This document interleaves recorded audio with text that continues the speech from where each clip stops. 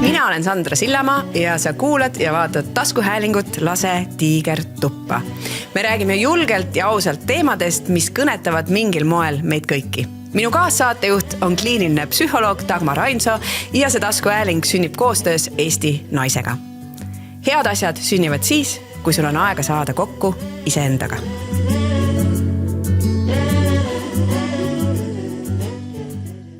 Tere! Oleme jälle tagasi, uus teema on käsil ja täna hakkame küsima eriti palju küsimusi. Ehk siis teemaks on julgus küsida küsimusi. Tere, Dagmar! Tere taas! Kuidas sul läheb?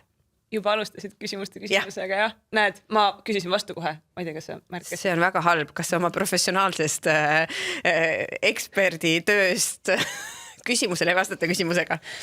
Aga minu professionaalne eksperditöö suures osas tähendabki seda, et ma pean oskama küsida väga palju häid küsimusi. Okei, ma viskan sulle kohe küsimuse. Hoiame saate küljest. Ma küsin sult kohe ühe küsimuse, et mis on sinu lemmik küsimus, mida küsida? Oma professionaalsest töös siis? Oi, mul on neid mitu. Ma jäin mõtlema, et on mingid küsimused, mida ma alati küsin, aga mis ei ole mu lemmikküsimused. Mingid tüüp asjad, mida ikkagi lihtsalt tuleb nagu küsida, mul on vaja teada, aga need ei ole nagu lemmikküsimused. No aga üks lemmik. Okei. Mul on näiteks selline... Mis sul lapsepõlves juhtus? Mis on sinu kõige suurem trauma? Ei, mul on näiteks selline mulle meeldib üks imeküsimus. Ja siis oleneb, me võime seda praegu nagu teha teiega siin. Oota, nii, paneme nüüd pausi ja ma ennem tutvustan ära saatekülali, sest ma tundsin juba läheb nii ebaviisakaks, sa nii pikalt hakkasid vastama. Aga kuna me just oleme lõpetanud eelmise osa salvestuse siin, mis juba on üleval ka kindlasti ammu, siis seal me saime väga vähe rääkida, sest nüüd tahakski nagu rohkem. Ühesõnaga, meil on külas väga tore inimene, kes oskab küsida väga ägedaid küsimusi ja see on Liis Auväärt. Ja kes on Liis? Ma tutvustan alati külalisi läbi selle siis, kuidas mina neid tunnen ja Liis kirjutas minu raamatu. Mul on hea meel, sest kui Liis poleks ütelnud jaa minule 100 häälsõnumile ja siis seda raamatut kindlasti ei oleks. No kui ma oleks teadnud, et neid tulebki 100 häälsõnumit, siis ma võib-olla oleks ka mõelnud natuke pikemalt. Ja igastahes ma arvan, et see tuli üks väga hea raamat, üldse mitte ennast kiites, vaid see tagasiside, mis ma olen saanud ka inimesed, kes teavad mind ja kes on seda lugenud, ütlevad, et üli hästi kirja pandud. Ehk siis, aga Liisi ma teen palju varem. Et miks ma üldse kirjutasin või häälsõnumineerisin talle, et see raamat teha koos siis praegu siin vahetult ennem salvestust oma mälusid värskendades siis 2020 esimest korda. 2020, jaa. Vaata, niimoodi on ikka imelik mõelda, on ju. Et muidu inimesed ütlevad, jaa, ma oma laste pealt vaatan, et kuidas moodi, eks ole, kõik aeg lendab. Ja vaata, mina vaatan siis nagu nende kaante pealt, jah, et vaata, kui aeg lendab ja see oli 2020, see koroona kevad, siis kui ma Sandraga tuttavaks sain. Aga nii oli, jah. Eesti naise kaas oli see. Eesti naise kaas. Mina mäletan seda, et sa olid minu juures kodus Tartus keldris, me rääkisime juttu.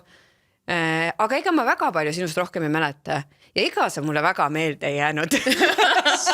Ei, mitte meelde jäänud, aga kuidagi nagu tore oli ja niimoodi. Aga see on väga hea, vaata, nüüd ongi, et kui rääkida siis nagu nendest erinevatest töödest on ju, sina jääd mulle ju väga hästi meelde, eks ole. Ja mina ei peagi meelde jääma, ma võiks jääda nagu meelde võib-olla mingi tundena, et näed, et see oli hea kogemus, see oli tore kogemus, et kui me praegu rääkisime ka soojenduseks sellest Kaaneloost, et kuule, tore lugu oli ja väga kihvtid pildid olid, on ju, et pigem ongi see, nagu see, mis võiks meelde jääda, sest et mina selles olukorras, selles rollis ajakirjanikuna on ju, et ma olengi seal, et pigem kuulata ja sina peadki särama ju. Et nii ongi. Tegelikult ma tahtsin selle hästi toredaks pöörata. Palun, nii pööra. Aga 3 aastat hiljem, kui me tegime teise kaare, siis sa jäid mulle väga eredalt meelde. Mis siis juhtus, mis oli teistmoodi? See, et vaata, et kuidas inimesed mingil hetkel kohtuvad elus ja siis võib-olla niimoodi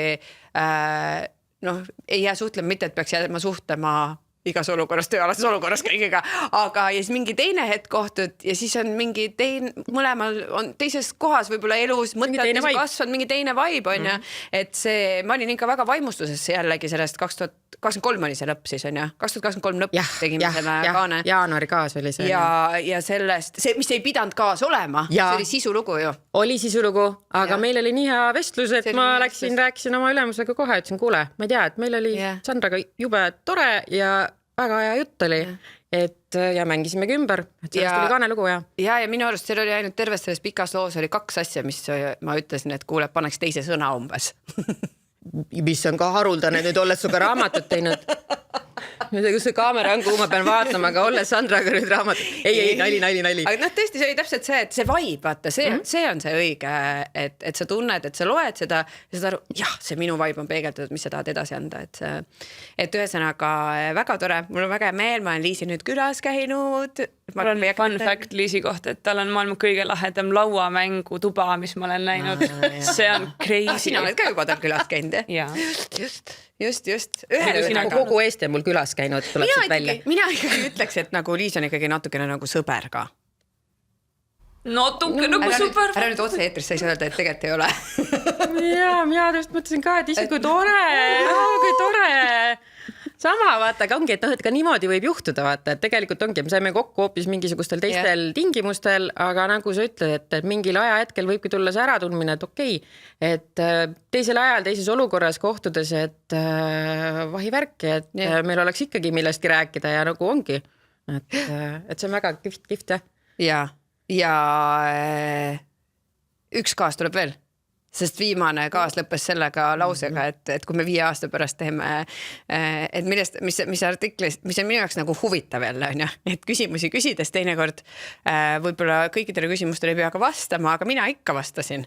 Ja siis selle kaaneloo lõpus oli see, et mis sa küsid, sinu maja ees istusime ja sa küsid, et mis 5 aasta pärast mis 5 aasta pärast, et kui me teeme uuesti kaaneloo, et mis siis sinu elus on vahepeal juhtunud, mida sa oled kogenud ja mina ütlesin, mul on 5 aastat head seksi. Teges nalja, naersime seal, läks niimoodi see artiklisse ja siis seda on erinevate nurkade alt kajastada. Ikka suurte pealkirjadena on pandud seda. Mis oli siuke hetkeolukord nagu naljana, on ju. Aga 5 aasta pärast saab teada, kas ma siis olen. No ma ikka loodan, ma jään püüab sulle. Palju meil on jäänud siis veel 2026? Millal me teeme selle? 2023, 2028? Polegi nagu enam jäänud, et proovi siis pingutada. Ühesõnaga, see on Liis ja lisaks, kuule, sa teed palju muud, sa ainult ei küsi ju küsimusi. Ma ei küsi, võib küll niimoodi olla. Sa oled üks väga äge naine. Ise oled. Ja Dagmar, sina ka! Ja Dagmar, sina ka, just, et peakski rohkem kiitma, vaat see on küll üks nagu asi, mis võiks olla kohe eraldi saade, ma ei tea, kas on ka, aga julgus kiita. Kuule, meil tuleb juba järgmine raamat. Liis ei lubanud, ma tahan ikka hingelt ära räägida, Liis ei lubanud mul panna raamatusse peatükki julgus teha trenni. Sest see on igas peatükis. Me kõik saame aru sellest, et see on väga-väga oluline. Ikka ei saa aru. Nii, oota, julgus teha trenni. Mis see praegu tuli? Julgus kiita. Sest see on üks selline asi, millega, ikka seda aeg-ajalt ju räägitakse ka, aga eestlased on nagu kuidagi kehvad kiitjad. Et kui asjad on hästi, siis tundub nagu loogiline, et ongi hästi ja seesama ka, et kuule, kui sa oled mu, ma ei tea, üks lemmik inimesi või kuule, et ma ikkagi arvan, et sa oled mu sõber, isegi siuksed asju me ju ei räägi. Mul endal oli ka just hiljuti oli ühe sõbraga, tõesti, ta on mu põhimõtteliselt nagu parim sõber, aga meesterahvas. Ja siis lähed, ütled talle ka, kuule, ma ei tea, et aga sa oled mulle nii tähtis ja sa oled mulle nii kallis ja siis ta on nagu, kuule, mida sa nüüd räägid, midagi juhtus või, et mis sa tahad? Mis sa tahad, et ütle siis ära, mis sa tahad nagu, et sellised asju nagu kuidagi ka normaliseerida, et täiega, jaa, aga ega inimesed ei oska vastu võtta, see on nagu see ka, et sa ei oska no siis ongi nagu peab vastu ütlema või mis ma nüüd pean tegema või? Sina ka oled normaalne või, et ma ei tea, et aga mulle tuli meelde, et meil oli hästi tore hetk see sügis ka veel Liisiga. Me otsusime, et saame kokku Lihtsalt niisamuti polnud ammu näinud, joome kohvi, käime kirjandusfestivalil seal Kadriorus. Ja siis ma pärast viisin Liisi kalamajja, mis lõppes sellega, et samal ajal oli Tallinnas maraton, joosti 10 kilomeetrit ja mis sattusime täpselt seisma sinna, mis seal on Soo tänava, mis iganes. Soo ja vana kalamaja ristile. Kust nad just hakkas minema, mõtlesime, et natuke vahepeal lastaks läbi ja lõpuks me istusime tund-poolteist või?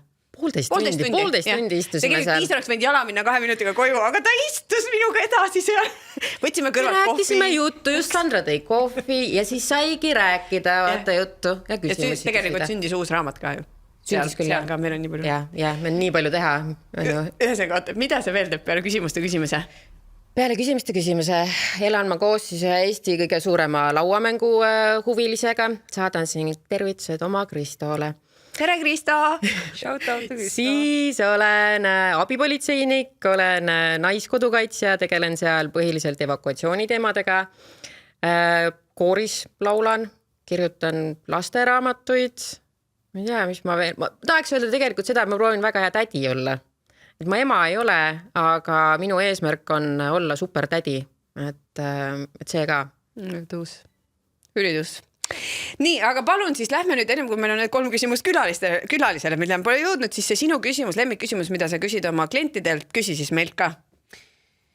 Mul on sellest küsimusest erinevaid versioone, ma natuke vaatan käigu pealt, kuidas ma täpselt seda niimoodi formuleerin, aga ma nüüd ei tea, ma suunan selle rohkem praegu siis teile, sest ma ei tea, kus keegi seda kuulab, aga võite niimoodi enda marinaati selle küsimuse ümber siis panna, et ühesõnaga, et kujuta nüüd ette, et sa oled praegu siin, kus sa oled ja näiteks teie, me oleme siin stuudios on ju ja kujuta ette, et mingi aja pärast siin circa tunni pärast või natuke vähem, võib-olla lähme siit ära, kui sa peaksid siit välja minema ja võtad oma jope ja oma asjad ja koti ja jalutad siit, hakkad sinna nagu välisukse poole kõndima ja nüüd selle aja jooksul, kui sa kõnnid, oled siin mingis pimedas koridoris, nagu meil siin on, juhtub maailmas mingi ime. Nii et kui sa lõpuks jõuad välisukse juurde, teed ukse lahti, vaatad enda ümber ringi, oled mingi midagi on teisiti. Midagi on muutunud ja järsku on mu elu täpselt selline, nagu ma tahan, et oleks. Mis oleks teisiti? Kuidas asjad siis oleksid? Mul tuli kohe nagu vastus sellele, et ma astun siit pimedast koridorist välja ja väljas paistab päike Eestis detsembris. Sest kui me seda salvestame, on praegu detsembri algus. Ja mega pime on. Nii pime, et kui ma Dagmarin ees, siis mõtlesin, et ei muidu on hästi, et siin, aga et siuke tunne on, et juba oleks nagu õhtu ja tahaks magama minna, kell oli 9:45 hommikul on ja. Et minu elust on puudu ainult päikeseline ilm Eestis.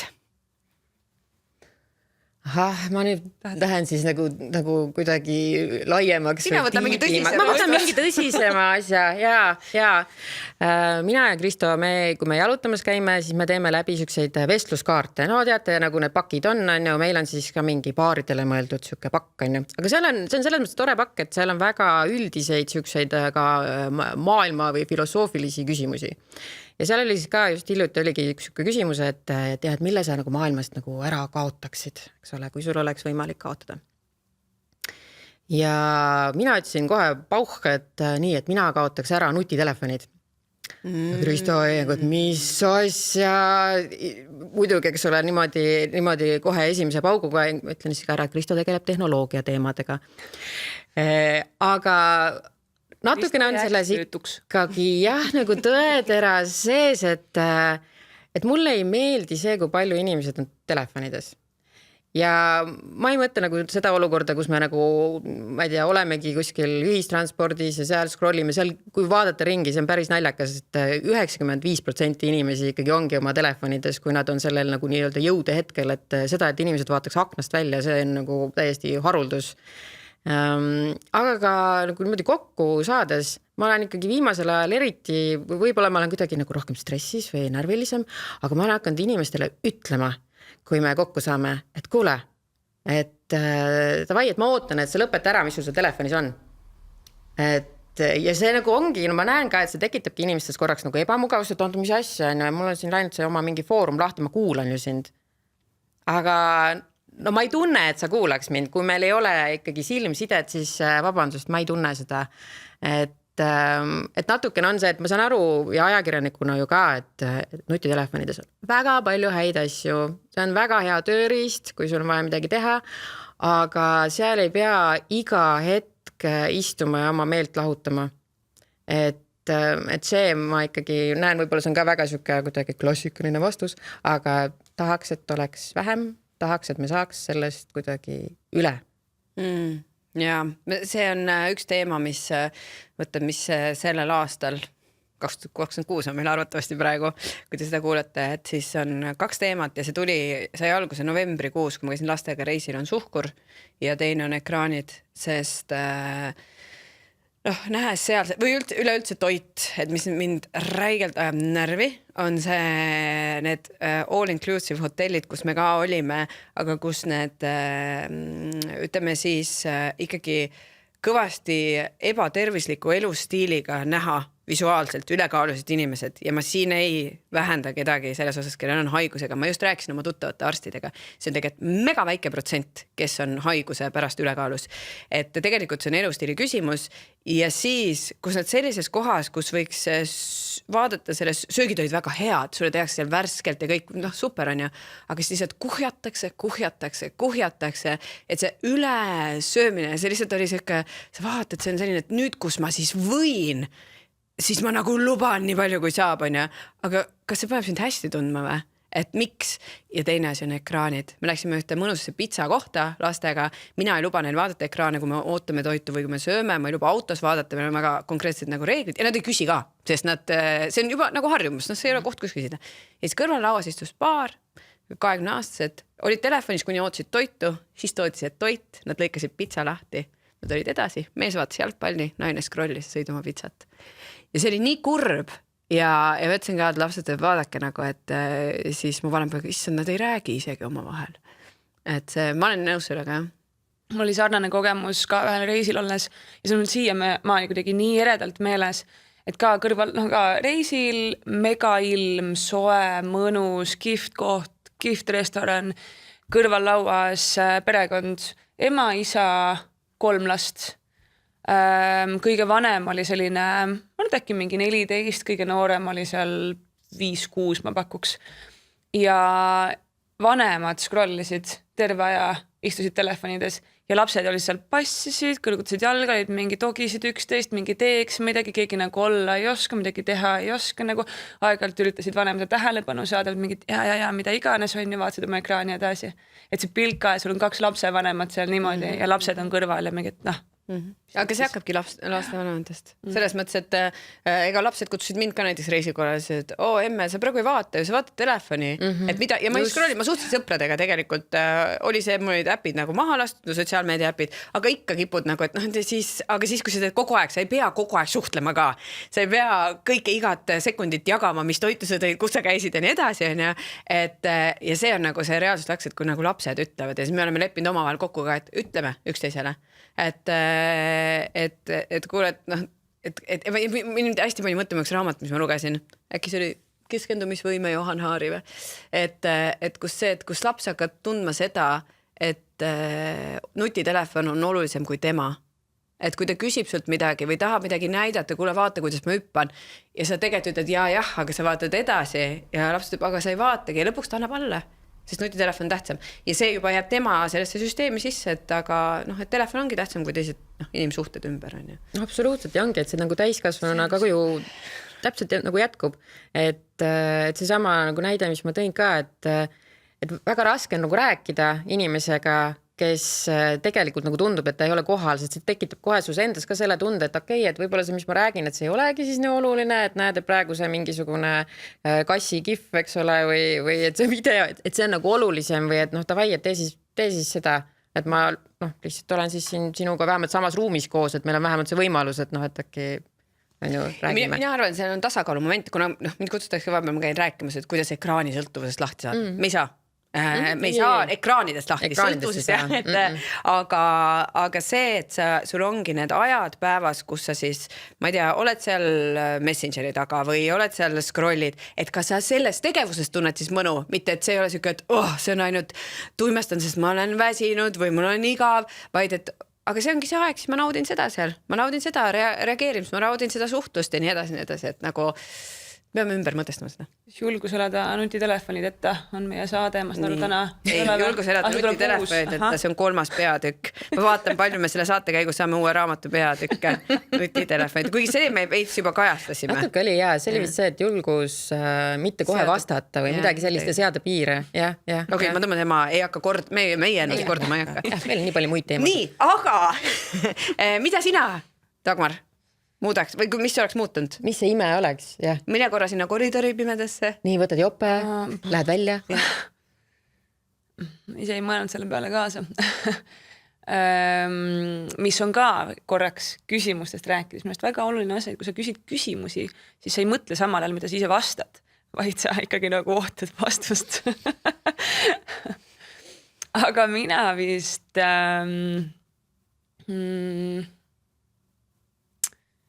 kuidas ma nüüd sõnastan seda niimoodi, et see natuke puudutab teisi inimesi, aga võib-olla kui tõmmata ikkagi fookus endale, mida me võiksime ka suhetes ikkagi teha, siis ma tuleks sealt uksest välja ja saaks aru, et mul on selline rahu. Selline vabadus ja rahu ja siuke nagu terviklik tunne. Mis siis muutunud on? Kuule, urgitseb siin. Okei, ma ei urgitse. Aga urgitseme külalist, vaata. Urgitseme külalist. 3 küsimust. Enne kui me läheme küsimuste juurde, mida me oleme juba teinud nagu. Kõigepealt 3 küsimust ja siis veel küsimusi ja enne ka küsimusi. Mis on sinu viimane julge samm? Minu viimane julge samm. Kas sa tahad nunnut lugu või sa tahad siukest nagu karmimat lugu? Mõlemat. Selge. Nunnu lugu on siis see, et Kristo tegi mulle abielu ettepaneku. Mina ütlesin jaa.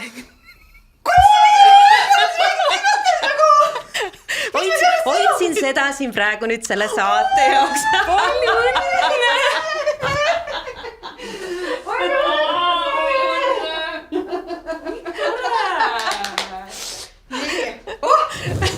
Palun vabandust kaamerameestele. Saab nii, aha. Ma ei tea, kas saatesse mida kõike, kuidas ja mis ja kuidas siis. Mõtle, kui sa oleksid vastanud, ei me tahame seda karmi lugu. Millest ma oleks nagu ilma siis ta olekski ütelnud, mis ta tegi mulle abielu ette. Ja kuidas moodi esitada nüüd seda. Aga selles mõttes, et miks see on nagu julge samm, ma nagu mõtlesime ka, et äkki see peaks olema just et mingi teine omadussõna samm, eks ole, et aga see on julgusega seotud. Igal juhul, et esiteks tahan väga tunnustada mehi, kes ikkagi võtavad ennast kokku ja antud juhul pärast 10 aastat teevad ikkagi selle ettepaneku ära, sest ega see ei ole lihtne ja ma vaatasin ka, et kui see hetk siis oli käes, et näha siis, kuidas su armastatud inimene hakkab täiesti veidralt käituma, on ju. Et nagu mõtles ka, kas midagi juhtus, sa hakkad saama siin infarkti või mis siin nagu toimub, on ju, inimene kobab, oi, mis asi nüüd on ju, kas peaks nüüd põlvele kukkuma, ei pea. Et kõigepealt tahan tunnustada mehi, et tõesti, et ega see ei ole lihtne, isegi kui sa aimad juba vastust ette, on ju, siis ikkagi ennast kokku võtta ja kõik need sammud ära teha, et super, respekt. Aga teisalt nagu ka siis naisterahvana on ju, mõtlen selle peale, et näed, et vaat see on nüüd siis see koht, kus sa enda peas nagu teedki selle mingi rahu, et sa julgedki öelda, et jah, näed, et siin on nüüd see koht, kus enam me ei otsi. See viimast 10 aastat ma ei otsi. See on teine mingisugune tasand. See on mingi mental shift. See on mingi mental shift. Ja, et aga hakkadki mõtlema, okei, et aga siit edasi, et siis ma pole enam preili, siis minust see proua. Jah, just abikaasa, et nagu juba see, et sa mõtled mõtlema, et sa ise nagu muutud ikkagi selle läbi, on ju, ja siis kõik need nagu siis need teised küsimused, mis siit tulevad, on ju, need ma ei tea, nimed, kuivõrd, eks ole, sa oma nimega näiteks oled seotud, on ju, mingisugused, jah, enese ümber mõtestamise küsimused, et need tulid kohe peale järgmisel päeval ja siis et nendega siis ka koos tegeleda, see oli täitsa huvitav uus siuke mõttesuund ja väljakutse, et ütleks küll, et see on ikkagi see on julgusega seotud. Väga palju rõõmuga. Aga kas see on miski, mida sa nagu ootasid või tahtsid, kas sa oled olnud see inimene, et ma kindlasti tahan abielluda või see on suva või kus sa selles skaalal oled? Ma ei ole mõelnud, et ma peaksin abielluma. Ma ütlen siis niimoodi, et see ei ole olnud minu jaoks see unistus, mis paljudel tüdrukutel vist ikkagi on, või see printsessi unistus ja et mis mul siis ikkagi seljas on ja kuidas see on ja siis tiara ja kõik need asjad. et seda mul ei ole olnud. Jätnud viimased 5 aastat Kristole niisuguseid kogemata vedelema mingid sõrmuse suurusi ja mingid vaata, siin on nüüd mingid soodukad ja vaatame. Kusjuures sõrmuse suurusega oli ikkagi nali, et see sõrmus siis, mis ta ise disainis ja kõik, et see et see oli väga palju suurem, kui nagu selle sõrme jaoks oleks vaja olnud ja siis ta ütles ka vabanduseks, et aga mäletad, kui me kokku saime, et siis sa ütlesid mulle mingi numbri. Ega ma ei mäleta seda ja ma ei tea, kui ma selle numbri oleks öelnud talle, et siis ma oleks kaelavõru saanud umbes, et aga ühesõnaga ei, et mina ei ole nagu olnud seda tüüpi, et seda nagu nunnum see oli, et see ikkagi juhtus, et tema seda niimoodi tähtsustas, sest need põhjused ka, et miks ta nagu oma peas selle otsuse ära tegi, et need olid ka väga sellised nagu armsad ja samas nagu ratsionaalsed põhjused, et aga kui minuga midagi juhtub, selles stiilis vaata. Aga kas sa ootasid seda või? Oli see nagu õhust olite arutanud Sandra, seda vaata, kui me 10 aastat oleme koos olnud, ma ikka arvasin, et kas nüüd või mitte kunagi ja mitte kunagi oleks olnud ka okei. Jah, aga see, et see juhtus, et see oli väga armas ja see on toonud palju rõõmu, mitte ainult siis meile, vaid ka inimestele, kes meie ümber on, et millest on ka jällegi hästi, hästi hea meel endal, et näed, et Läheb korda ja samas see on nii huvitav, ma olen mõtelnud sellele, mina ei ole ka olnud kunagi see, et pean abielluma, jah, see oli see moment ja see oli tore ja ma absoluutselt kahetse, kas ma veel abielluks? Me raamatus rääkisime ka, et tõenäosusega see juhtub see, et tuleb mingi inimene ellu ja ma olen siuke, ma olin ära arvunud, sõidame veega, siis abiellume, et pigem nagu seda tüüpi, aga et see, et ka lähedased, et nende jaoks kuidagi ka pakub see sellist nagu sellist rõõmu, et kui sa nüüd oled abielus versus, et aga kui ma olen hästi õnnelikus suhtes, et miks siis inimesed ei ole siuke, et mul on nii hea meel, ikka on ka, aga see nagu abielu on ikkagi miski, mis kuidagi defineerib või märgistab kuidagi ära tulevad nagu kogu aeg. Et nüüd nad on küll õnnelikud või nüüd nad on küll koos. Nüüd on see kindel, vaata. Nüüd on kindel. Just enne oli hästi ebakindel, 10 aastat on olnud hästi ebakindel, no ei tea, mis neist saab. On ju? Jah, huvitav on ikkagi, aga see on jälle mingi mentaalne see on ju. Absoluutselt, ma olen nõus. Väga huvitav. Nüüd oleks ühte meest siia vaja, et huvitav, kas mehed mõtlevad samamoodi.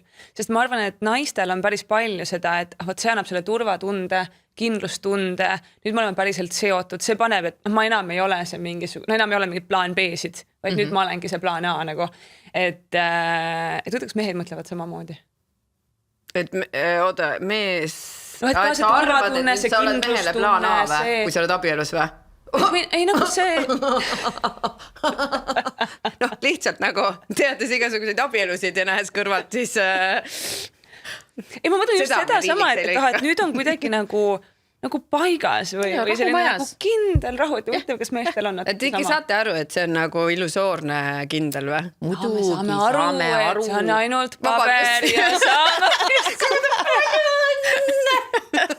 ei no muidugi on hea meel, aga ma lihtsalt nagu mõtlen, et nii, et see nagu see nagu vastuolu on ja selles või ei ole või? See, et oleme õnnelikud suhtes 10 aastat, nii tuus nagu ühesõnaga. Mul on ka super hea meel nagu teiega. Aga see on nagu nüüd järgmise meeskülalise küsimus, vaata, kohe saate põmaki hakata pihta, et nii, et kuidas selle abieluga siis ikkagi on ja selle... Meil ongi järgmine mees tuleb, et miks mehed siis, miks mehed teevad selle ettepaneku? Just, on ju, see oli, ma arvan, väga huvitav nagu sükke nagu mõttesuund, mida arendada tõesti. Et mis on see hetk siis ja miks ei tee? Noh, mis seal on? Sander? Nii, ära ütle oma häälega välja, mis meil järgmiseks tuleb. Oota, mis meil on need abielu või? Ei oota abielu teemaks. Nii, okei, igastahes megatore. Mis on see teine karm julgesamm, sa ütlesid? Jaa, see oli siuke lugu, mille peale ma ikka järgmisel päeval veel tükk aega mõtlesin. Tulin sõbra juurest. Meil oli olnud hästi tore õhtu, tegime viparkooke, mängisime lauamängu, jõime veini, nii et sain sealt liikuma, kell oli 2:03. Ja liikusin jala kodu poole, klapid olid peal, kuulasin ühte krimkat ja nägin, et et kuskil seal majade vahel minust paremal, et on mingisugune võõras tüüp ja kukub seal. No, kõndisin edasi, mõtlesin, et mingi purjus vend on ju, et mis seal siis on. Ajasin ennast püsti on ja vaatasin, nii liigub edasi, kukub jälle. Ja siis juba jäin seisma, võtsin klapid peast ära ja kuulsin, kuidas ta omaette räägib vaikselt, et ma ei mäleta, kus ma elan. Ma ei mäleta, kus ma elan. Ja läks ise hoovi ära niimoodi, et teda ei olnud nagu enam näha ka tänava pealt. Aga väljas oli -7 kraadi. Ja mõtlesin, et okei, et ma läksin talle järgi ja küsisin ta käest, küsimuste küsimine, küsisingi, et kuule, et kas sul on abi vaja?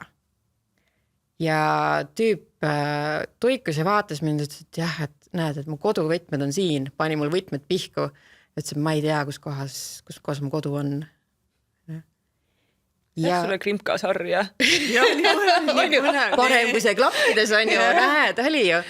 Ja siis saime kohe tuttavaks, et kes tema on ja kes mina olen ja siis hakkasime siis tuvastama, et kus ta elab on ju.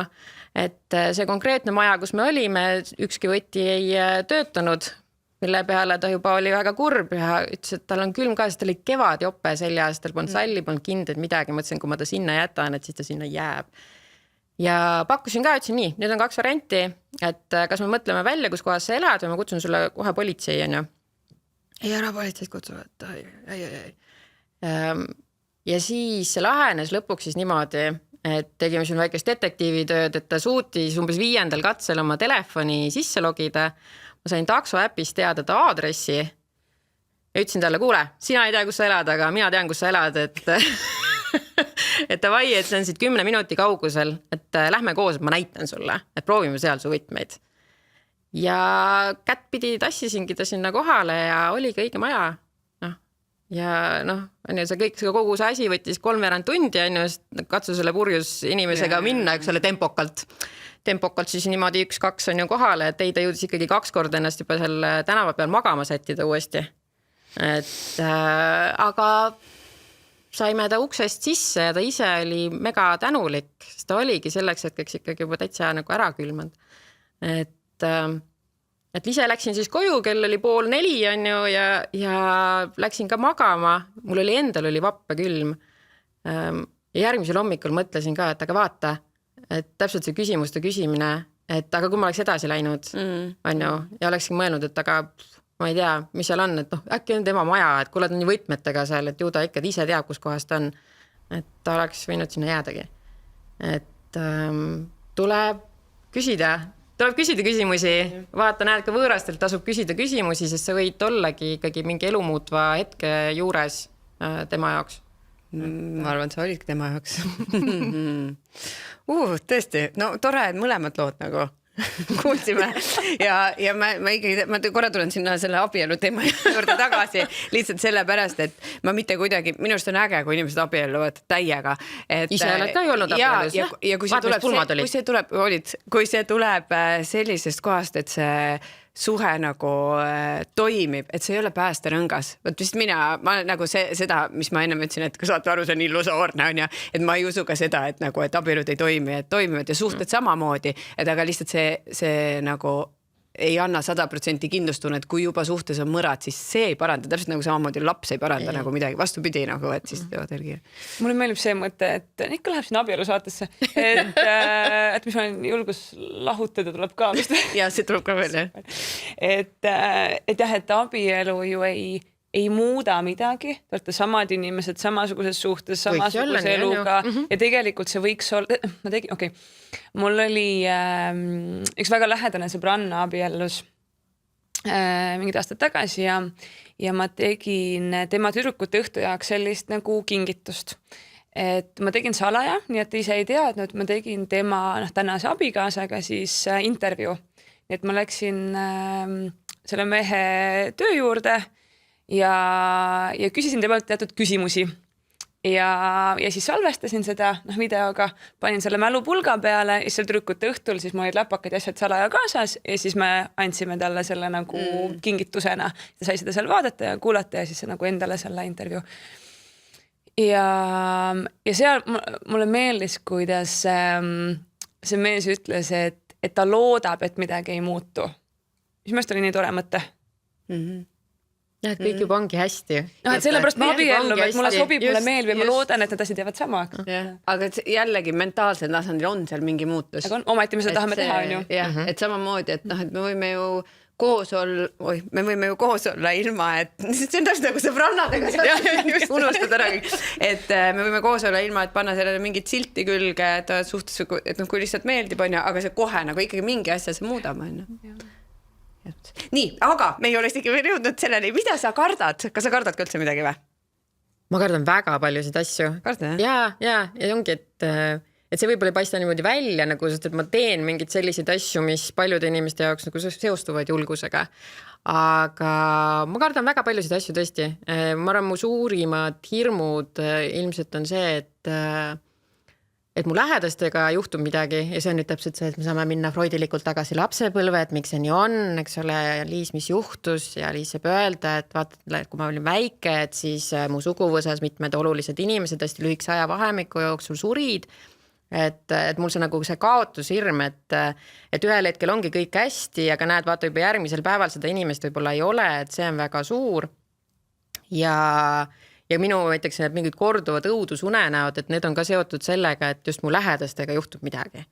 Et mitte mu endaga, see nagu ma tunnen, et ma saan endaga väga hästi hakkama, aga et mingid ootamatud õnnetused, kui sõda algas näiteks, siis ma nägingi ka küüditamist unes. Ja jällegi, et see ei puudutanud mind, eks ole, vaid minu perekonda. Et need olid nagu tõesti nagu üks paanilised unenäod pärast mida, et neid siis maandada, ma liitusingi naiskodukaitsega ka. Et ma tahtsin näha, et mis on see roll, et mida ma tegelikult saan teha. Et mul on kogu aeg vaja, et mul oleks plaan olemas, et erinevates olukordades, et mida saab teha ja ma õpin kogu aeg ka juurde asju, et ollagi nagu praktiliselt kasulik, vaata. Et sellised nagu praktilisi esmaabi oskusi, see sama evakuatsiooni teema, et ma tean mingites olukordades, mis siis teisi inimesi puudutavad, et mida teha. Et see on nagu mu enda ärevusele hea, et ma neid asju teen. Ja teine suur hirm on, ma arvan, selline, millega paljud naised samastuvad ja see on hirm ebaõnnestuda. Et võtta mingisuguseid riske, hirm igapäevaselt, et nii, kas ma tulen nagu selle ülesandega näiteks toime, mis mu ees parasjagu on, et ma maadlen väga palju selle mõttega, et lihtsam on ikkagi ei öelda. Lihtsam on ei öelda, mitte riskida ollagi rutiinis, on ju. Ja siis on see teine pool minust, mis ikkagi ütleb, et aga vaata, et kui sa proovid, et igasuguseid lahedaid asju võib juhtuda sellest, kui sa proovid, et ma nagu ise tekitan endale nagu seda nagu stressi sellega, et ma ütlen ikkagi jaa, on ju, et siis maadlengi sellega, et ei tea, vaat nüüd ma ütlesingi jaa, et ma olen nõus seda asja tegema, aga vaat tegelikult mul ei ole, ma ei tea, aega ja energiat ja kuidas moodi ma nüüd ikkagi selle ära teen ja kui ma ei tee, siis ma olen halb inimene, on ju, et kõik need asjad ka. Et üks kujutluspilt, mis mul sageli nagu enda peas on siis nendel hetkedel, kus ma ise hakkan jälle endas kahtlema, on see, et ma mõtlen elust kui lumesõjast, et keegi on kuskil väljas on ja siis loobib mind lumepallidega ja neid tuleb nagu kahurist, vaata neid nagu palle nagu ülesandid nagu tulevad. Nii, ja ma saangi neid litakaid nagu, saan kogu aeg nagu sisse, aga samal ajal kätega teen ise ka lumepalle ja siis tuleb see hetk, kus elul saavad pallid otsa. Opa, aga mis rivi mul on ja ma hakkan panema vastu, eks ole, kõik need pallid nagu loobin tagasi. Et see ajab nagu ennast ajab nagu naerma, aga et see tõesti nagu töötab ka, et nii, davai, et me oleme selles lumesõjas, aga mul on ka lund, on ju. Päris hea, täiega tore, kui on ka lund. Nice. Mis on üks mõte, mis sind toetab? No see oli muidugi juba väga hea mõte, aga äkki on veel mingi mõte, mis sind toetab, kas praegu või üleüldiselt või mingi mõte, mis sind saadab, on saatnud? Ja mul on mitmeid selliseid mantraid, mida ma endale kordan, sest nagu ma juba ütlesin, et ma olen pigem loomult siuke ärev, et mul ongi vaja ennast teadlikult maandada ja ma laulangi valjusti ka, kui ma tunnen, et mul hakkab nagu mõtteid liiga palju saama ja ma kallistan ise ennast, sest et jällegi, et ma tunnen, et see päriselt töötab, Dagmar saab rääkida, miks pärast see töötab, aga see töötab. Jah, väga tubli. Kallista. Ja. Aga üks siuke hea mõte minu meelest, mida mõelda on, et ka see läheb mööda. Et ükskõik mis olukorras, et ka see läheb mööda, et kui ongi mingi ka siuke murelikum või stressirohkem aeg, siis tavaliselt aitab nagu vähemalt mind ja kui ma olen sellest rääkinud teistele, siis nad on tagasisidest, on ka neid.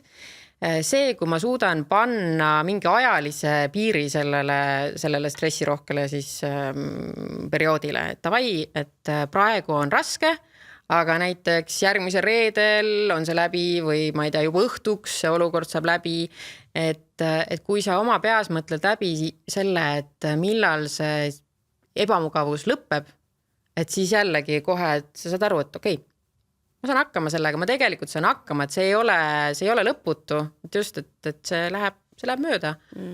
Et see on küll aidanud. Aga sul? Ei, sina ei tohi täna küsida. Ma mõtlesin ka, et natukene nagu korra vahepeal tegib, tema, kas ta küsib, mina küsin, kes see küsib. Kui oled teisest rollist. Rollisegadus on ju.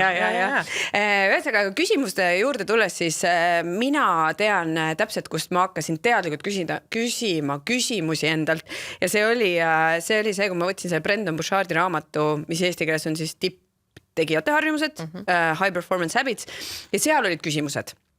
Ja ma hakkasin mõtlema neile, et tõesti, et mis on su prioriteedid ja mul oli olnud kogu aeg töö ja siis oligi võib-olla see jälle mentaalne muutus hakkas tekkima siis, kui laps oli ja tuli midagi juurde, aga aega ju ei tulnud juurde ja nii edasi ja seal raamatus oli tõesti väga häid praktilisi, lihtsaid küsimusi, et mitte seda, et mis on su elu mõte, et see või suur elu eesmärk või missioon, et need on minu arust liiga suured küsimused mingil hetkel, mingil hetkel need on okeid, aga mingil hetkel võib-olla liiga suured ja kas üldse vajalikud mingites hetkedes on küsimused. Ja sealt hakkasin mina küsima küsimusi ja sealt tuli tema märkmikmängu, kus oli siis 10 küsimust hommikul, 6 küsimust õhtul, siis veel analüüs hästi põhjalik on ja ma saan aru, et täpselt siis ma kasutasin seda, ühesõnaga seda võib-olla isegi peaaegu 2 aastat, mitte päris iga hommik, aga ütleme ikkagi 90% hommikutest ma vastasin 10 küsimusele ja siis ma ükskord tundsin, et okei, mul ma tegelikult tean, mul pole vaja vastata enam, mul tulevad suht samad vastused, et ma olen mingist keerulisest kohast üle saanud ja nüüd mul on selline viimastel aastatel on märganud, et vaat mul tuleb tahtmine see märkmik kätte võtta, siis kui on keeruline hakata endalt küsimusi küsima. Ja ma väga teadlikult olen nüüd teinud seda 6 aastat tõesti, et olgu see vähemal, rohkemal määral, aga mulle meeldib küsida küsimusi tohutult iseendalt, teistelt ka, iseendalt ka. Ja ma mõtlesin, et mis on, et te võite mõelda, võite kuulata, aga et need lemmikküsimused sul iseendale nüüd, mitte sinul intervjueeritavatele, mitte sinul klientidele, aga need, mida sa küsid või mis sind mingis olukorras hetkes kõige rohkem aitavad. Ja minul on 2 küsimust, mis oli võib-olla selline heureka moment ja samas, mis ka praegu siiamaani toetavad mingitel hetkedel, kui mul on vaja otseselt teha või kui on selline segane, ma ei tea, mis ma tahan, ma ei tea, on ju. Et siis esimene küsimus on see, et kuidas sa puhkad iga aasta, iga kuu, iga nädal, iga päev. Ja ma ei küsi seda nagu iga päev, aga see oli see heureka küsimus. Ma ütlesin, iga päev peab puhkama või? Mis mõttes? Ja siis ma istusin ja nuputasin, aastas, ma saan aru, ma võtan selle võib-olla nädalas ja tollel hetkel ma ei võtnud isegi seda, kuus, mida ma teen? Iga nädal nagu pean ka puhkama ja siis oli iga päev. Ja siis saan aru, et issand, kui oluline see on selleks, et sul oleks üldse seda vaimset ja füüsilist võimekust, et teha neid asju, mida sa tahad teha elus. Et üldse olla nendes suhetes, olla erinevates rollides, lihtsalt elada on see, et puhata selle juures. Ja nüüd ma väga teadlikult mõtlen, võib-olla ma isegi ei küsi seda küsimust, aga okei, et mis on see tänane hetk, kus ma puhkan näiteks, mis hetkel ma panen tööasjad kinni või et hommikul täna ma teadsin, et siin salvestame mitu osa järjest tund aega, ei vaadanud, ei suhelnud sõpradega, mitte midagi, täiesti endale. Et mis on need hetked? Ja teine küsimus minu jaoks on see, et kas ma teeksin seda, mida iganes siis näiteks mulle pakutakse või ma ise mõtlen välja, et ma tahan teha, kas ma teeks neid asju ka siis, kui keegi ei näeks, kui ma ei saaks selle eest mingit tunnustust, ma ei saaks selle eest raha, ma ei saaks postitada seda sotsiaalmeediasse, ei saaks sellest podcastis rääkida. Kas ma teeks neid asju ikka siis ka? Ja see on küll selline moment, et mitte et ma jällegi ei ütle, et kõiki asju peab ainult selle järgi valima, et teinekord meil on vaja raha ja me peame tegema asju ka, mida me võib-olla nii väga ei taha teha, on ju. Aga see on võib-olla just sellised, kui tulevad mingid uued pakkumised lauale, on ju. Et kas ma siis teeks neid asju? Või ka tegelikult valikuid a la, ma ei tea, kas ma läheks trenni, kui ma ei postitaks pärast pilti koos Dagmariga jõusaalist käisin siin, on ju. Et ühesõnaga, aga see küsimus, jah, need 2 küsimust on minu jaoks olnud nagu mega olulised viimastel aastatel. Sõitsin täna siia ja mõtlesin seda enda peas kuidagi nagu teadlikumalt või jälgisin nagu oma seda mõttevoolu teadlikumalt. Just selle pilgu läbi, et vaata, mis küsimusi ma nagu küsin siis või kui palju ma küsin ja kas ma küsin. Siis ma saan aru, et nii palju küsimusi mu peas kogu aeg. Et see on ju kogu aeg. Ja alastades sellest, et et mis täna teha või kas minna trenni või mida peaks sööma või kas peaks sööma või kõik mingid sellised väikesed igapäeva asjad. Mulle tundub, et ma kogu aeg küsin neid asju näiteks, et okei, et kas see on praegu kõige mõistlikum tõlgendus, Dagmar, või? Mis sa praegu peas tegid? Kas seda saaks võtta mingi veits mõistlikuma nagu pilgu läbi seda olukorda või näiteks, et aga mis tulemust ma tegelikult praegu saada tahan ja mis ma peaksin tegelikult praegu nagu tegema? Et see on nagu kogu aeg mulle tundub ja suht igapäevane mulje, see on nii automaat, et ma isegi ei märka seda, kui ma teadlikult ei jälgi seda värki oma peas. Küll aga, kui mõelda sellised suuremate küsimuste peale, siis mul vist üks küsimus, mis toob mind valdavalt nagu tagasi või kuidagi nagu aitab, on see, et jälle erinevates võib-olla nagu marinaadides olenevalt olukorrast, aga see, et missugune inimene ma tegelikult olla tahan. Kas on siis see, et Dagmar, kuule, missugune naine sa tegelikult olla tahad? Või ma ei tea, missugune kaaslane sa tegelikult olla tahad? Või milline sõber sa tegelikult nüüd olla tahad? No kuule. Ja see tuletab meelde, et hea point. See mul oli eile just, ma suhtlesin ühe mehega ja siis mõtlen, et on erinevaid mooduseid näiteks, kuidas sa suhtled, kuidas sa flirdid näiteks on ju ja ma olen nagu kuidas ma ütlen, ja siis tulevad mingid vanad mustrid ja mul tekkis just see, et ma olen olnud nagu korralik kõvataja ja mulle endale meeldib öelda, näed ära need inimesed, kes on kõvatajad ja siis sa paned ja siis sa vajutad gaasi ja siis nagu ja siis mõtlen, et oota, ma tegelikult ei taha talle üldse nii kirjutada ju. Miks ma praegu see ei ole üldse see, et on hoopis teistmoodi inimene, mina olen hoopis teises kohas, et tegelikult võid nagu toredalt ja soojalt ka suhelda ja siis mul tekkis, et oota, aga milline inimene tahan olla, et see, et ma olen olnud selline, ei tähenda ma praeguse olukorras, aga põnev, oota, ma proovin teistmoodi kirjutada, vaata, mis ta vastab, et see nagu huvitav, et jah, milline ma tahan olla, et võtta see hetk enne ja mõelda, on ju. Vähelt milline eeskuju ma tahan olla, see on mul ka palju, mis mind toob nagu erinevates olukordades. Mis sina endalt küsid? Mina olen viimasel paaril aastal lubanud endalt küsida seda, et kas ma päriselt jaksan teha asja A, B, C.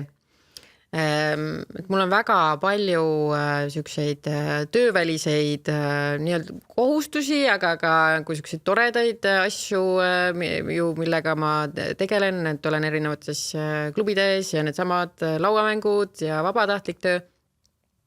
Et väga lihtne on ennast tõmmata ribadeks Ja mingitel kordadel, kus ma tean, et selle õhtuse tegevusega siis ongi seotud näiteks mul siuksed nagu lähemad, mingid sõbrad näiteks, et ma olen hakanud täitsa julgelt ka ütlema, kui ma ise tunnen tegelikult endalt seda küsimust küsides, et ma ei jaksa.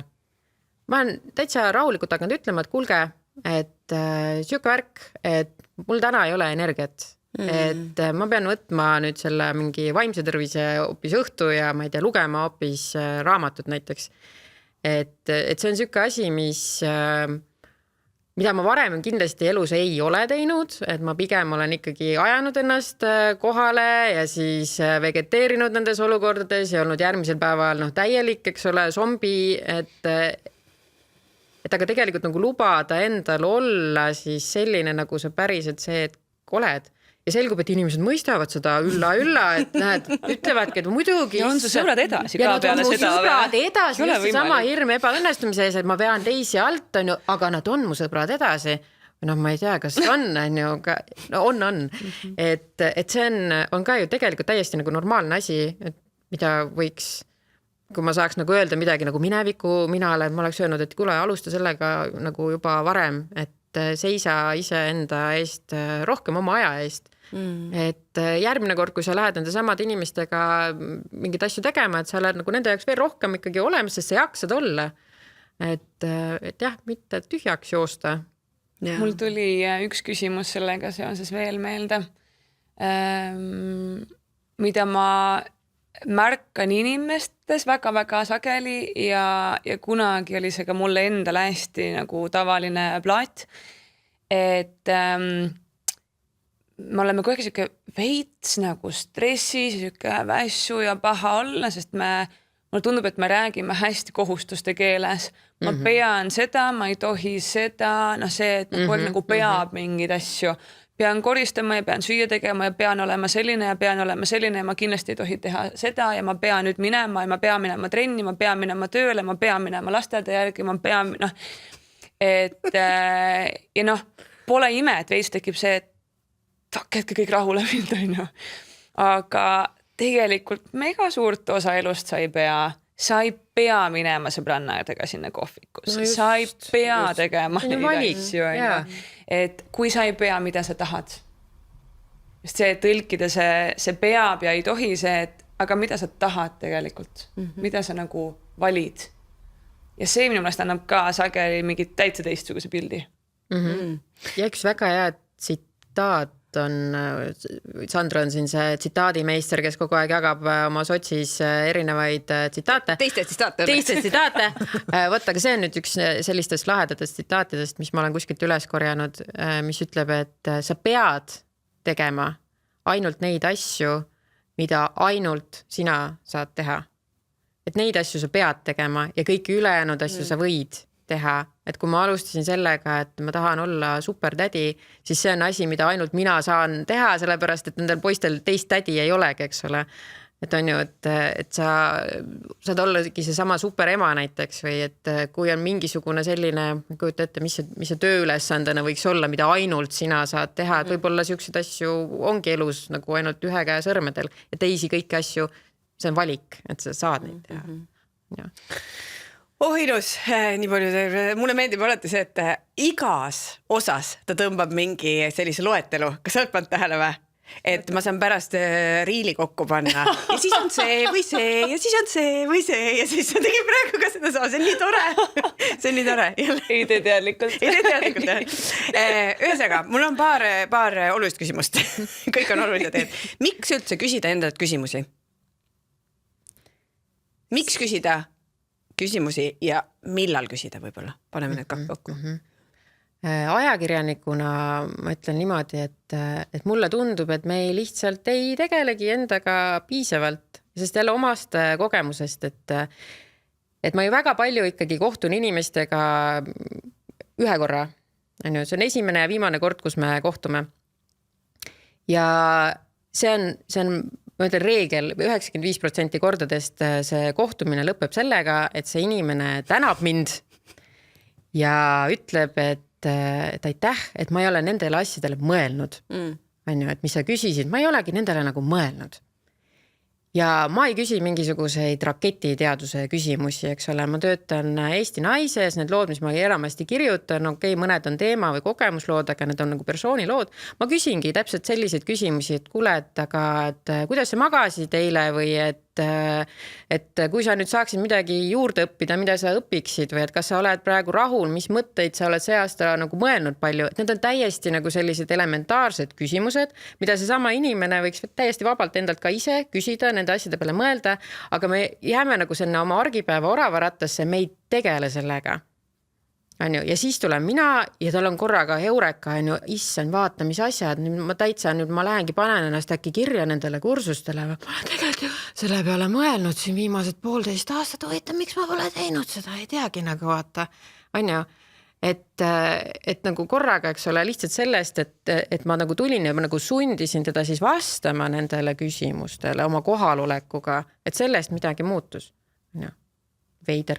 Ja see on lõppenud isegi täiesti sellise asjaga, et ma saan järgmisel päeval, seda on ükskord juhtunud, et ma olen saanud armastuskirja inimeselt, kellega ma kohtusin.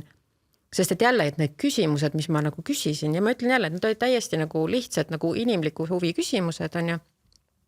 Need olid tema jaoks nii suured, keegi tundis, et keegi pöörab talle sellist tähelepanu, aga see on tähelepanu, mida sa saad ise endale pöörata iga jumala päev, et selleks ei pea tulema ajakirjanik kohale, et küsida sult neid asju.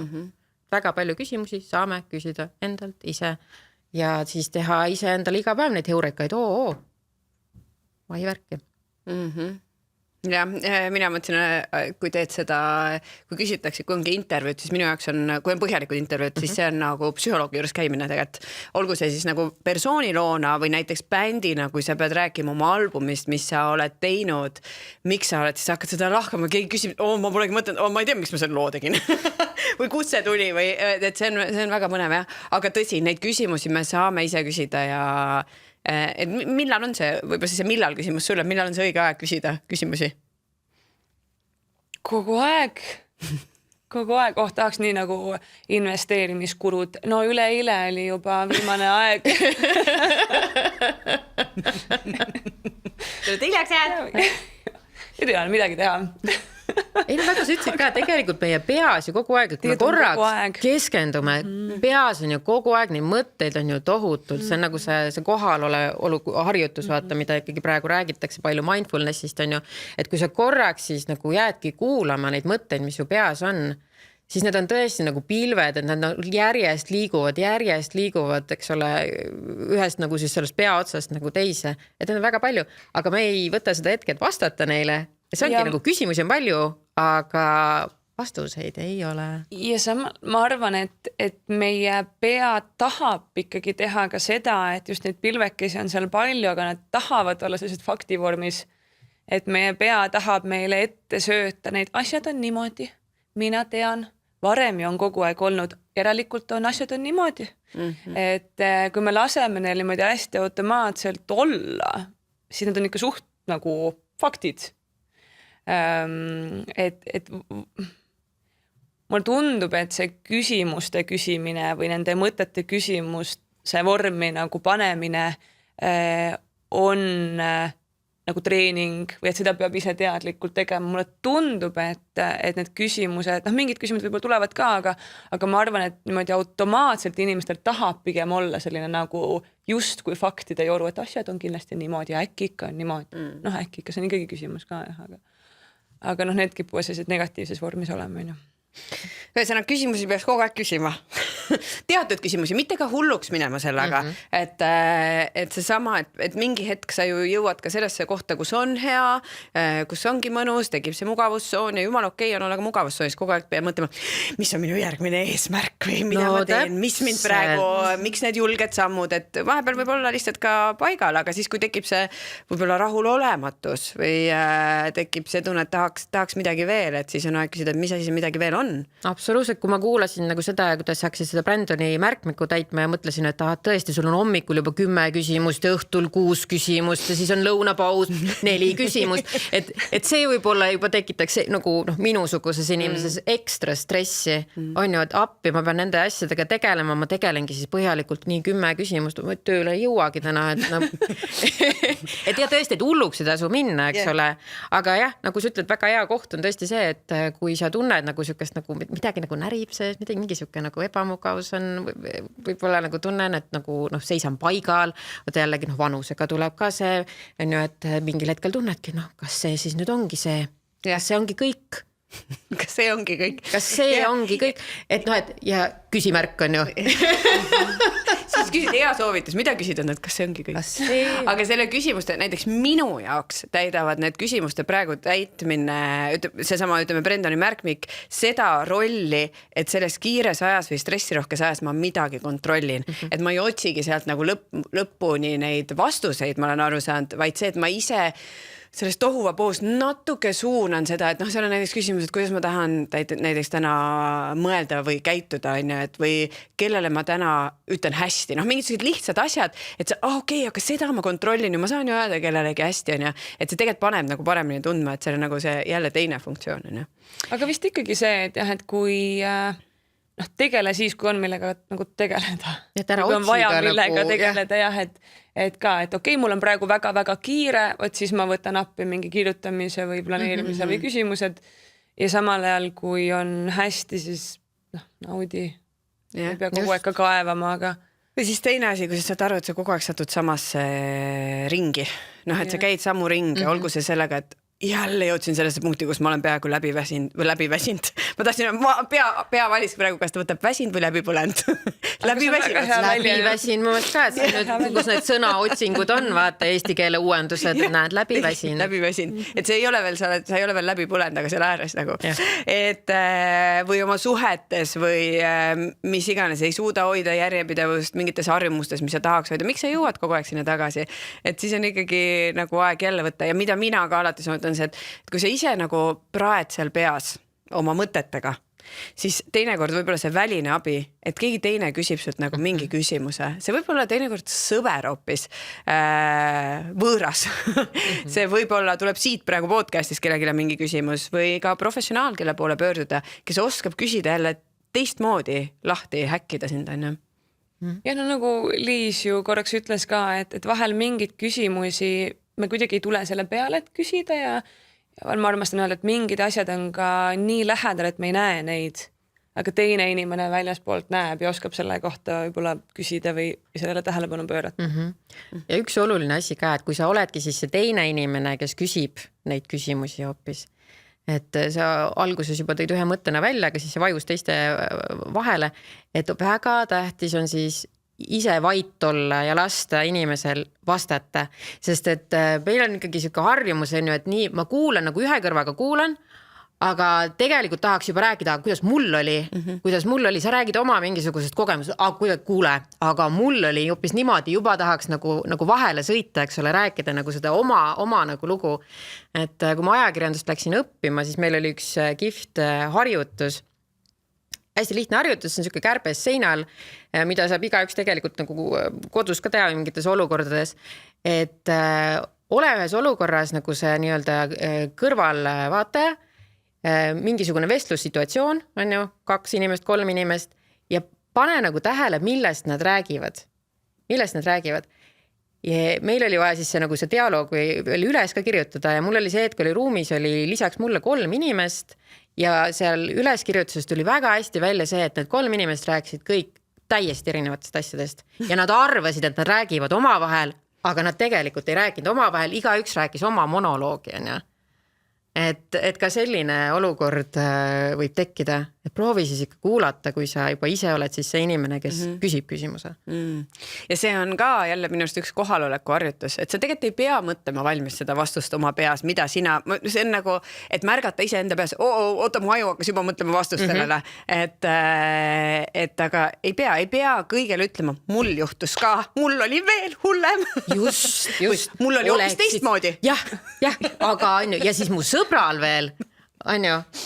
jah, et võib lihtsalt kuulata, aga me või kardame neid pause ka, mulle tundub, et jääb see, et sa lõpetasid ära, oota, mul ei olegi nüüd midagi peas. Ja nüüd on nagu imelik olla, eks ole, ma ei tea, äkki on isegi natuke ebamugav. Üks kihvtimaid intervjuusid, mis ma olen ise lugenud, on üks kolleeg Maalehest, on teatrikriitik ja sai kokku tuntud näitlejaga, kes on väga kidakeelne. Ja sinna intervjuusse ta oli siis mõõtnud nagu sulgudesse ära siis ka pausid, mis jäid siis küsimuse ja vastuse vahele. Ja siis oligi sulgudes paus 38 sekundit, taamal kajakad kisavad, sulg lõpeb, on ju. Et ta suutis ära oodata, on ju, rahulikult, kuniks see inimene midagi vastab. See on ka, vau, näed, et see oli tipptase ja see jäi tõesti meelde, et ta ei hakanud siis nagu asendama seda oma küsimust mingi teise küsimusega, ta ei hakanud kuidagi nagu seda vaikust lõhkuma, vaid ootaski ära. Ja kui oodata, on ju, siis see vastus tuleb. Ilus. Meie peame nüüd kokku võtma selle jutu siin ära ja mõtle, mis küsimuse ma jätan viimaseks küsimuse? Ma võtan vahel ühe kuulaja küsimuse ja siis võtame viimase. Kas on olemas lolle küsimusi? Ikka on. Mina küll ütlen, et ikka on. Mõned küsimused on nagu sellised, mida nagu ütleme, et ei ole mõtet küsida. Naiste rahvalt näiteks ei ole mõtet küsida, et kuule, et sa oled vist juurde võtnud või siis, et millal need lapsed tulevad või et pulmid ei teegi.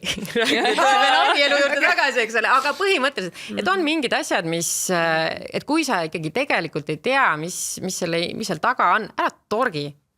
Ise ka ei tahaks, et neid asju torgitaks, et las olla. Mul oli sulle üks küsimus veel. Sinu nüüd kui ajakirjanikuna, et kui sa käid ja teed intervjuusi, siis mis on see, või kas on joondunud välja näiteks mingi üks küsimus või suund, mis eriti hästi kuidagi avab inimesi? Või sa tead, et see on sinu see kontroll või siis on see ninja see küsimus taga, et see küll aitab lõpuks. Ma tavaliselt alustan intervjuusid alati sama küsimusega. Jah. Ja ma olen täitsa kindel, et ju ma sinult ka selle ära küsisin kunagi seal 2020, aga et see on lihtsalt küsimus, millest saab harutada lahti siis nagu terve nagu maailma. Ja ta tundub nagu ka sükene nagu leebe.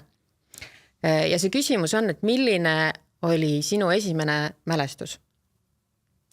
Ja kui inimene hakkab siis rääkima, vastus on traditsiooniline, no ma ei tea, kas see on nagu päriselt mu mälestus või see on mingi loo järgi või pildi järgi, ma ise tuletan selle. Aga, ja siis tuleb see aga ja selles agas on siis mingi olukord, seal on mingid lähedased inimesed sees, seal on, eks ole, see kodu olukord sees, et siit saab edasi minna siis nagu 100 suunas, nagu sõltuvad siis sellest, mida see inimene vastab, on ja. Et me alustame nagu päris sellest algusest, aga järgmine hüpe võib ollagi täpselt nagu tänasesse päeva, aga mis põhimõtted siis sa näiteks kodust kaasa said? Kui muidu kokanduses on firma roog, siis sul on firma küsimus. Ja, see on Liisi klassikaline. Nüüd ma järgmine kord mõtlen valmis. Aga või praegu mõelda valmis, mis on sinul esimene? Et ma ei tea, kas see on see pildi järgi või? Ja, et kuidas see siis oli? Ma ei mäleta isegi, mis ma vastan. Tead, ma ei hakka vastama, aga ma küsin viimase küsimuse teid mõlemalt, et mis on see üks küsimus, mida te jätaksite kuulajale, vaatajale, et mida võiks endalt küsida? Mis veel täna ei ole kõlanud? Aeg-ajalt. No oleks nüüd enne öelda, me oleks seda ühte küsimust välja öelnud, siis ma... Psühholoogil on ainult üks küsimus. Üks ongi. Ta ainult kuulab ju, ta küsib selle ühe ära ja siis ülejäänud aja kuulab, see on kõik. Ma hoian vaikust lihtsalt terve. Minu väike õde küsis mult ühe küsimuse. Kui ma ütlen väike õde, siis ta on must 1,5 aastat noorem, aga ikka väike õde. Küsis mult hiljuti, et kas sa oled õnnelik ja küsis niimoodi, et ta lasi vastata. Ja mul oli see, et tõesti oli hea, et kui ütlesingi küle, kõik on hästi, tööl on hästi, suhtus on hästi, kõik on ja ma küsisin talt vastu. Ja sealt tuli minu jaoks täitsa nagu selles mõttes ootamatu vastus, et see, et ta ei olnud, võib-olla nagu, kõik ei olnud 100%. Ja ma mõtlesin ka jälle, et vaata, et see on mu ülilahedane inimene, on ju, ja et ma ei kontrolli tegelikult enam nagu seda nii-öelda veetemperatuuri või et näed, et kuidas päriselt on ju, et me oleme ka nagu jäänud nagu sinna kuskile nagu rutiini või mugavusse kinni, et meil on lihtsalt üksteisega hea olla, on ju, aga et neid küsimusi küsida, et see oli väga hea küsimus. Et nüüd me üksteiselt nagu täiesti regulaarselt küsimegi, et kuule, kas sa täna oled õnnelik? No. Et siuke soovitus. See on küsimus, mida mina olen ka viimastel ajal palju küsinud endalt. Nagu see tuleb mingi hetk, lihtsalt nagu, mitte et me peaks kogu aeg õnnelikud olema, see ei ole, eks ju, eesmärk. Aga see, et kui sa ka oled kogu aeg rahul olematu, ei ole see ka see eesmärk. No et aeg-ajalt teha väike check-in. Kas sul tuli mõni küsimus veel? Tegelikult mul ju neid on, aga mul raske on valida seda, kui sa ütled, et nüüd jäta üks. Aga tead, ma mõtlesin, et ma jään selle juurde, mis on hästi võib-olla tavaline, mis meil kodus on saanud hästi tavaliseks, et räägime õhtul, et mis olid need 3 head asja tänasest päevast ja jagan mina, jagab elukaasne, jagab tema 6-aastane tütar ka. Ja see on nüüd tore, sellepärast, et nüüd on vahel mingid õhtud, kui me siis tema tütart oleme magama pannud, siis ta ise, see väike tüdruk ütleb minu käest, kuule, aga me ei ole täna ju 3 head asja rääkinud. Ja eriti mulle meeldib seda küsida siis, kui ma näiteks elukaasel, ma tean, et tal on väga raske päev olnud. Siis ma lähen õhtul mingi, kuule, aga mis olid täna 3 head asja sinu päevast? Ja nii sageli on ta mulle, et täna küsid siis mu käest või mingit nimelt täna küsingi. Võib-olla see. See on mega hea. Ja mul on ka need heureked, kui lapsed tuletavad meelde, et kuule emme, see on juba pimedas, juba mina olen juba vaikselt magama jäänud. Aga mis need 3 head asja olid? See on väga tore. Mina jätan siia lõppu ühe küsimuse, et mis on see mis on see üks asi, mida sa teed täna iseenda heaks? Mida me võiks tegelikult võib-olla iga hommik võtta selle hetke, see võib-olla 1 minut mingit asja, mis sind õnnelikuks teeb, aga et me jällegi väärtustaks ennast ja selles kiires möllus võtaks selle ühe hetke enda jaoks, et ei unustaks ära. Mic drop. Aitäh, Liis, aitäh, et sa tulid ja kui varem ei kohtu, tegelikult me kohtume juba varsti, meil on siin plaanid, siis võib-olla küsimusi küsides jälle. Absoluutselt. Aitäh ja näeme järgmine kord. Tšau. Tšau. Aitäh, et kuulasid ja vaatasid meie taskuhäälingut. Kui sul on mõtteid, küsimusi, lugusid, mida tahad meiega jagada, siis kirjuta lasetiigertuppa@gmail.com.